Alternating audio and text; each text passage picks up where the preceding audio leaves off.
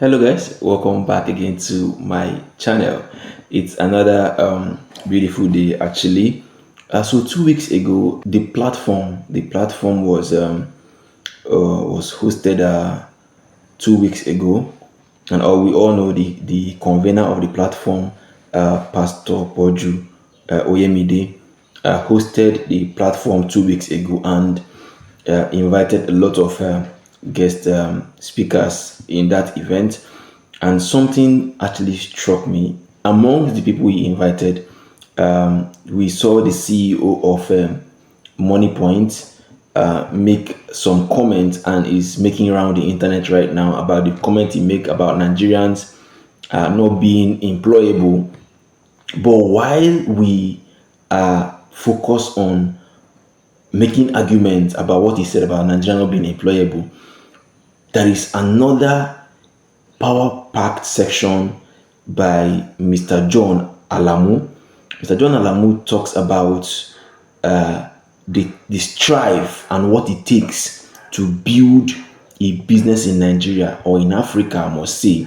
The topic of the platform this year, that was hosted 2 weeks ago, is it's not about ideas, it's about making ideas happen. Let me not talk too much. I will allow you watch this video so you can be able to understand what I'm trying to explain from what Mr. John Alamu explained in this video. So stay tuned and watch till the end. This is a power packed, knowledge driven discussion. Make sure you stay tuned. My name is John Alamu, and I've been through a lot.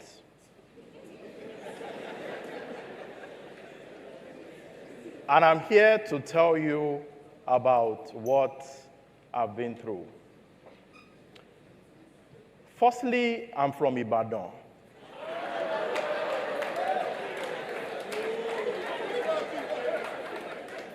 Yes. And I had my degree from the Federal University of Agriculture, Abeokuta. Studied statistics. Very romantic and bougie course. But my grade was not bougie. I finished with a third class. And you know, there is a level to third class. There are some people who say, oh, I missed first class by 0.001. But me, I made third class by 0.0001. Well, because today I don't want to discourage the young people, I didn't stop at third class certification first degree. Of course, I did my master, so today I have a master's degree.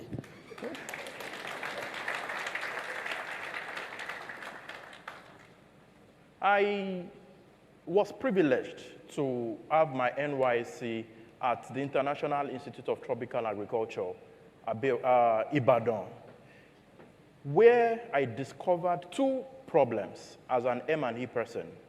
These problems I call today opportunities, and they were the bedrock of the group we've built today. The first problem, farmers have challenges with access to finance, and two, they have challenges with access to markets. So, I spent about 5 years in IITA, and I must throw a note of caution. I finished school 20 years. When your parents are civil servants, especially when you have a mother that is a teacher, you know the kind of upgrade. They keep making you jump, you know. So I started my own entrepreneurial journey about 22 years. So I don't know if I'm worthy to even be before you today, because some of you are quite older than me. I'm 33 years.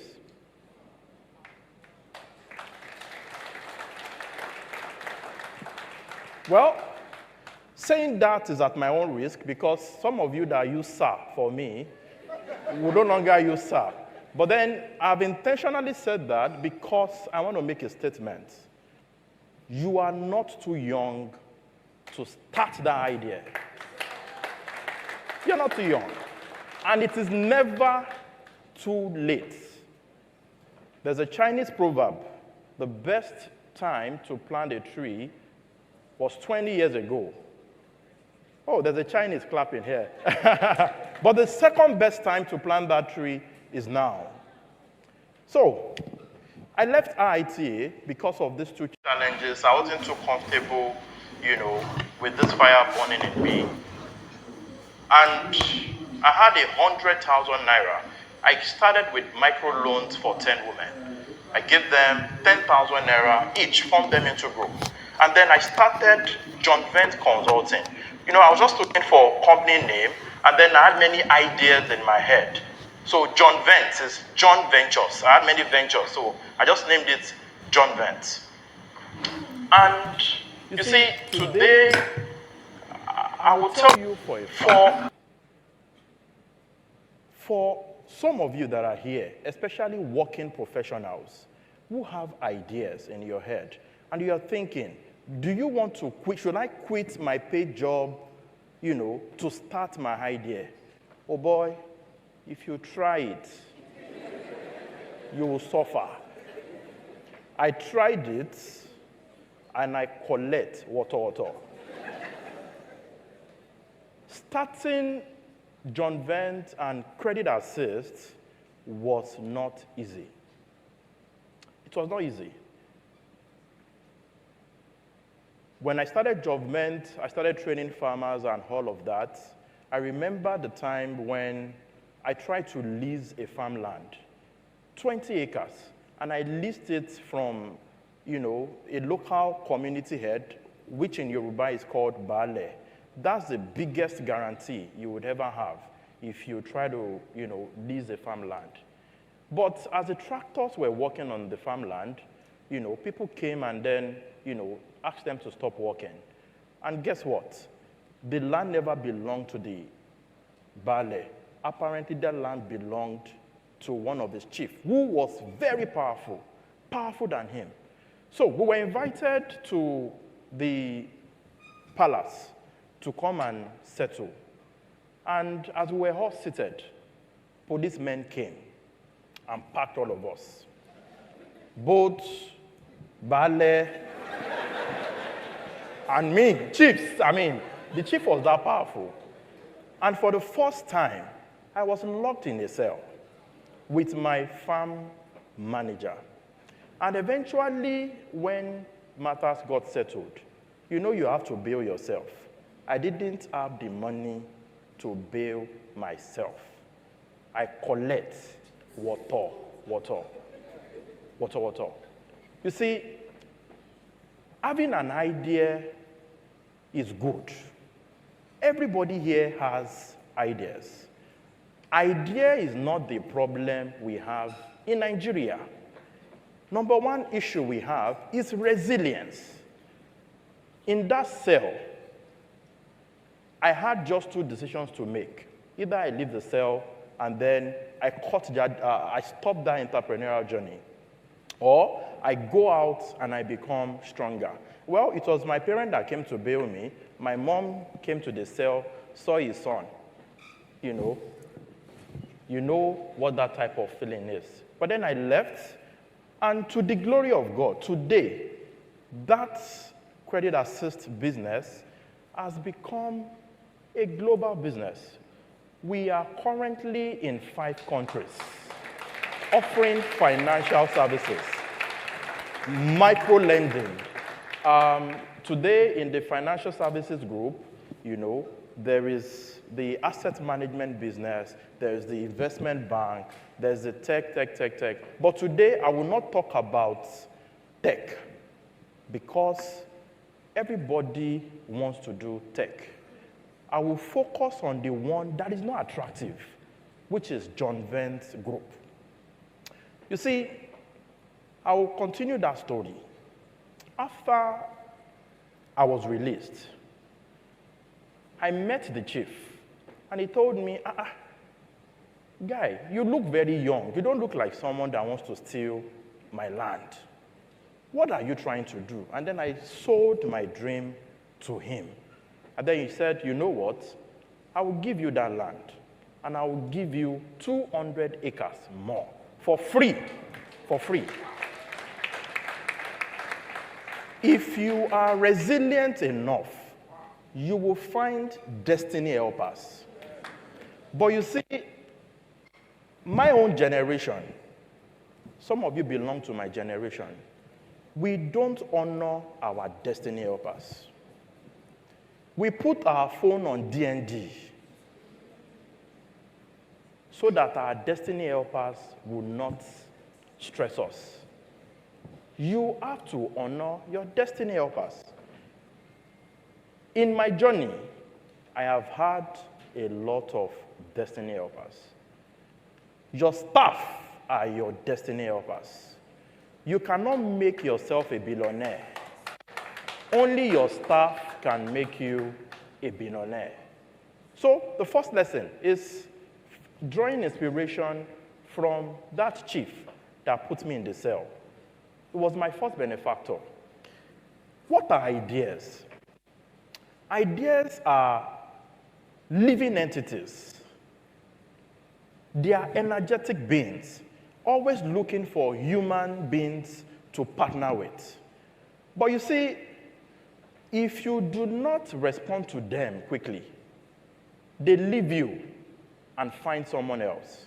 Have you ever found yourself in this situation where you have this idea living free in your head, and then you are writing business plan, analysis paralysis, and weeks after, you find that someone else has built that idea? That feeling is the most instructive feeling. It humbles you. You see, that idea was not stolen from you. That idea simply moved to the person who was ready for it. Ideas are not loyal. They are not. They are looking for people who can execute. You see, we have all tried to improve skills on business writings, thereby delaying idea executions. As God would have it, today there's ChatGPT. That business plan can be written in 5 minutes. So, the winners of tomorrow are not those who know how to write business plan, because machines can do it. The winners of tomorrow are those that can execute. Execute. Now, I was trading, off-taking products from farmers, buying cassava, buying maize, doing all of that. And I was selling, to the feed mills and doing all of that. And in the course of my hustle in the financial service side, I was privileged to meet the Odua cooperative conglomerate. And then when I went to pitch some of our loan products to them, during one of the dinners, the president told me that, John, we have a factory that we have been trying to get an investor into. You see, I have never done manufacturing in my life. I am not the best from the university. In fact, what did you study? Statistics. What have you got to do with manufacturing? The journey to industrialization for us started at that dinner. What do you use your dinners for? Do you press phone? Are you looking for fine babes? Please, when you are privileged to attend those type of social dinners, it can be the only opportunity you have. So, the president told me they were looking for an investor, and I said, let me see the factory. And then they took me there, and it was massive, very, very massive. And I looked at him. I said, sir, I am interested. You see, the man looked at me. He said, this factory was leased by Olam. Who are you? You are too small. And for those of you that are not from Lagos, that know about cocoa, they say cocoa is not a trade for young people. It's a trade for old people. And I told him, I said, Baba, I am interested. He said, this is billions. Where will you find money? I said, Baba, you are the one that would help me. I don't have the money. You are the one that will help me. You see, it is called audacity. Audacity. There are some audacity that will put you in trouble. Like if you're in front of a policeman and then... But when it comes to implementing ideas, you need to be audacious. And with God on our side, the Baba agreed to split the payment terms for me. And then I went to raise money, family, friends, and all of that. You see, today, we do not only run that factory, we run 10 plants in Nigeria.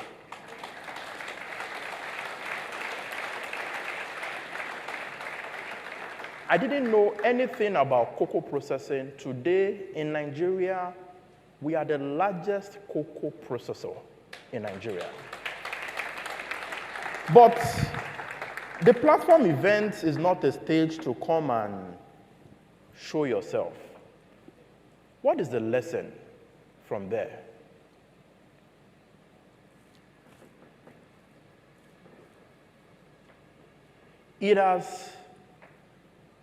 We have not expanded this far because of me. I am the founder, but I am not the right CEO. There's a difference between a founder and a CEO. Some people are brilliant enough to be both founder and CEO. But the wisdom in executing ideas is knowing what you do not know. You see, I'm a very generous person. The first speaker, I'm the typical example of an employee that would like to give staff my kidney, my liver. But you see, that is not what it takes to run a business. I know what I do not know. So, one of the reasons why we've been able to expand this far is because we have invested in strong management team. Not all of you can be entrepreneurs. So don't be over-motivated. There are some people that are made to build businesses. There are people that are made to run businesses.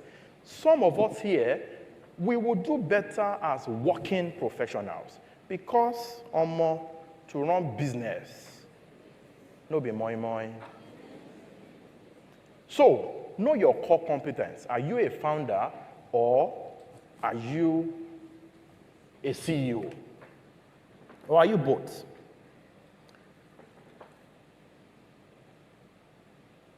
I would like to talk about founder's instinct. There is an instinct in all of you that gives you strong faith and belief about your idea that no one else has. You can imagine sharing your intent with your friend and then they say, are you crazy? But you are very, very, very convinced. That conviction is called founder's instinct. Nurture it. The worst that can happen is what? You fail. That's the worst that can happen. Founder's instinct is one of the greatest tools that founders have. And it has worked for me. It worked for me in choice of recruitment, in choice of starting a business. There are some staff that will come to an interview and with just one question, I know this is the person. And then every other person will be asking, KPMG level kind of questions. And I'll just be like, this is the person we are hiring. You're just wasting your time. Founder's instinct. There is, this one I have to be careful. In Nigeria, we call it work-life balance. You see,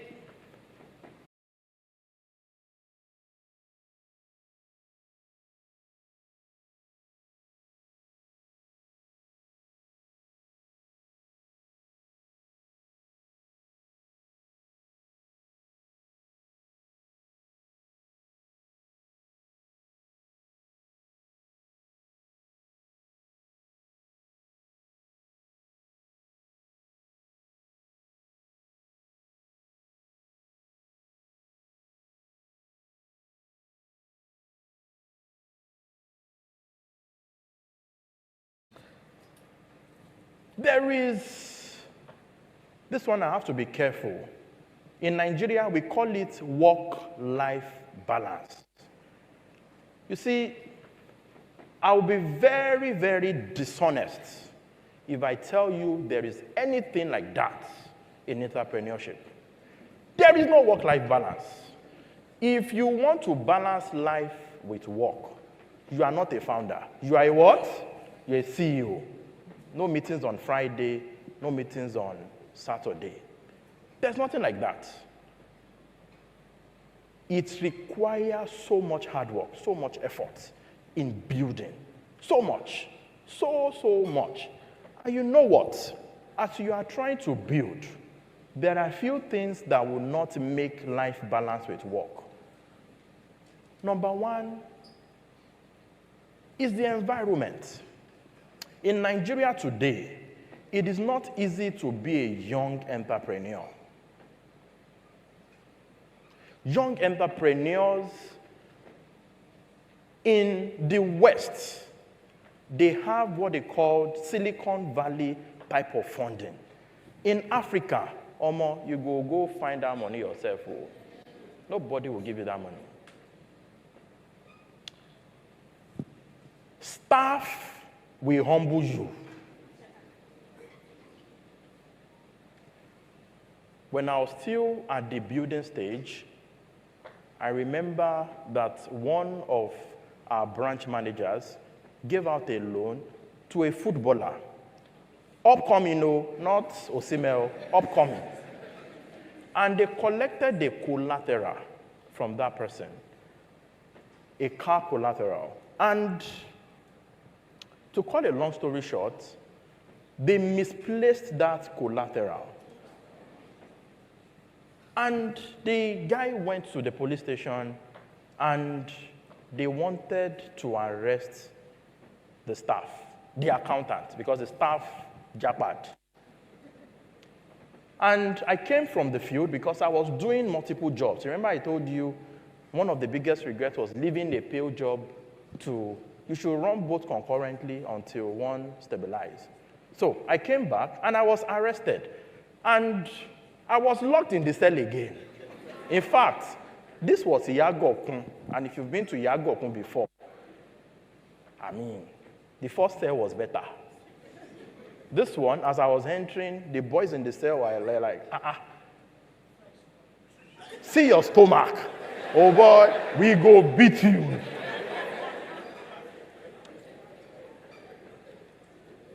I was in that cell because of the action of my staff. And you know what? We had a lawyer who just finished from school, from law school. He's still our lawyer today, but he used me for... I hope he's listening. So normally he was supposed to, talk to police and then let them release me on bail. But he was, by law,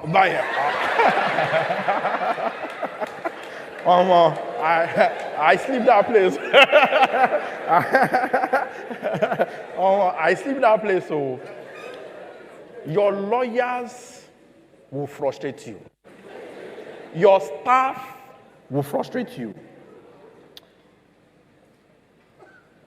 But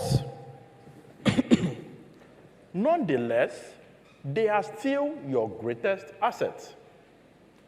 That lawyer that made sure I slept, that lawyer that make sure, innocently that I slept in the cell. Today is our company secretary. It's our company secretary. He will never let anyone sleep in the cell again. Today we have over 3,000 staff, but he has also learned on the job. There was something that I enjoyed doing. I enjoyed poaching staff. One of the things that has made us grow was the ability to poach staff. But it is sweet when you do it to others. But when they do it to you, you know what it feels like. So, the lesson I've learned from that is that build people from ground up. Build people from ground up. Protect your ideas. Protect it. Remember the story of that popular social media giant. I will not say the name so that I will not sleep cell again. Protect your idea. You see, there are wolves out there. The wolves can be sitting on your board. The wolves can be sitting as your PA. The wolves can be sitting as your most trusted staff. You have a responsibility to protect your idea. Okay, I think I will have to pause it here. It's just a few minutes to the end of the section. But what did I or did we pick from this place about building businesses? Number one is building resilience, because we found ourselves in a society where we struggle for almost everything, and building resilience is one of the things that we know that we need to have to build our businesses. Remember to protect your ideas. These are the two main things that I pick from here. Remember to build resilience. Number two, protect your ideas. Very, very important. And you mentioned the challenges that farmers face: access to markets and access to finance. These are challenges we as farmers we face. Number one, access to finance. Number two, access to market. So I hope you got value watching through this video. And if you have any questions, do well to drop in the comment section, and I will try my best to either do a video about it and discuss it in details as well. So make sure share this video, like and subscribe, and I will see you in our next video. Bye for now.